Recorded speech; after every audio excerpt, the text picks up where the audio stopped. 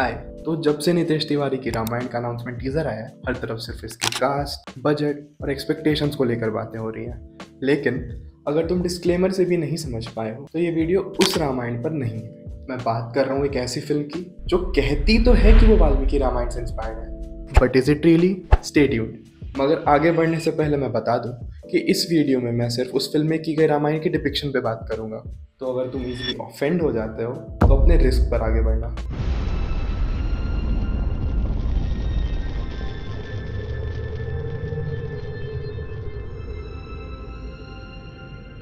The greatest breakup story ever, ये tagline ही बता देती है कि यह फिल्म रामायण को एक क्लासिक धार्मिक एपिक के रूप में नहीं देखती, बल्कि एक पर्सनल हार्टब्रेक स्टोरी के लेंस से देखती है।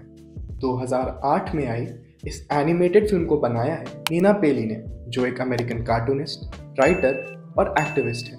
ये फिल्म उनके पर्सनल हार्टब्रेक को सीता जी के वनवास और अग्नि परीक्षा के साथ पैरेलली शो करती है और लव एंड लॉस जैसे थीम्स को भी एक्सप्लोर करती है। ये पैरेलल्स किसी के लिए इमोशनली रिलेटेबल हो सकते हैं, लेकिन वाल्मीकि रामायण के पौराणिक एसेंस से तो काफी दूर है।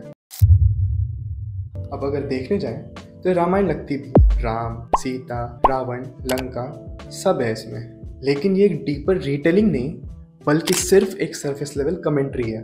कॉमिक टोन, विटी डायलॉग्स और सटायर के थ्रू रामायण के इवेंट्स को एड्रेस तो किया गया है। To honor this vow, instead of crowning you king, I must banish you to the forest for 14 years. Don't let the door hit your ass on the way out. लेकिन बिना उसके cosmic या फिर deeper moral conflicts को समझे। Film तो कुछ जगह फैक्चुअली भी ऑफ है। फॉर एग्जाम्पल, रावण ने सीता जी का हरण क्यों किया था? इस इवेंट को काफी सिंप्लीफाई करके बताया गया है। Sister, do not bother me with your petty concerns. Dear brother Ravana, have you seen Rama's wife Sita?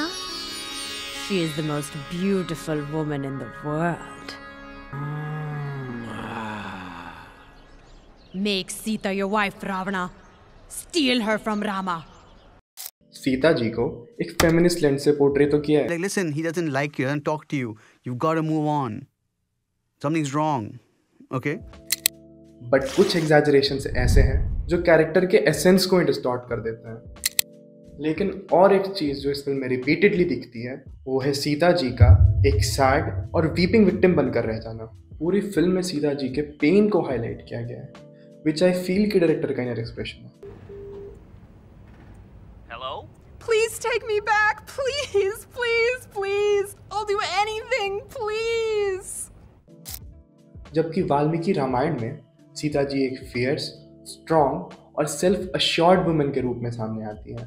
फिर चाहे अशोक वाटिका में रावण के प्रस्ताव को बोल्डली रिफ्यूज करना हो या फिर अग्नि परीक्षा में बिना हेजिटेशन के आग में कूद कर अपनी इनोसेंस प्रूव करना हो। जब राम उन पर फिर से डाउट करते हैं तो she chooses to go back to mother earth where she came from rather than justifying herself। ये सीता जी कोई वीक और पैसिव कैरेक्टर नहीं थी। शी वॉज स्ट्रॉन्ग, धार्मिक एंड डिग्निफाइड, जिसे सिर्फ एक रोती हुई सीता में रिड्यूस कर देना उनके कैरेक्टर की कॉम्प्लेक्सिटीज को इग्नोर करना है।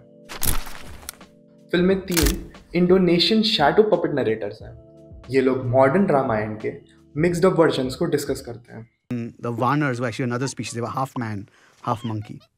Okay, because they have tails though. काफ़ी फनी है, कुछ क्वेश्चंस भी उठाते हैं जो कि काफ़ी कंट्रोवर्शियल है, बट अगेन एक्यूरेसी मिसिंग है।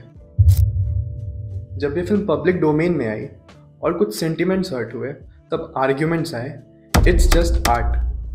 बट क्या कल्चरल कॉन्टेक्स्ट को इग्नोर करना सही है?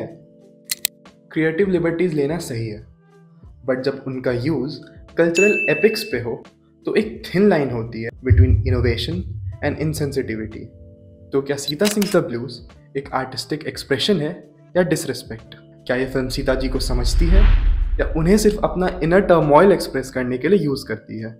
इन चीज़ों का आंसर तुम तभी कर पाओगे जब तुम ये फिल्म देखोगे, और मैं चाहता हूँ कि तुम ये फिल्म देखो और फिर हम कमेंट्स में इस फिल्म पर एक डिटेल डिस्कशन कर सकें। और अगर तुम चाहते हो कि तुम्हारी लाइफ भी एक कॉन्ट्रोवर्शियल फिल्म ना बन जाए तो सब्सक्राइब करो।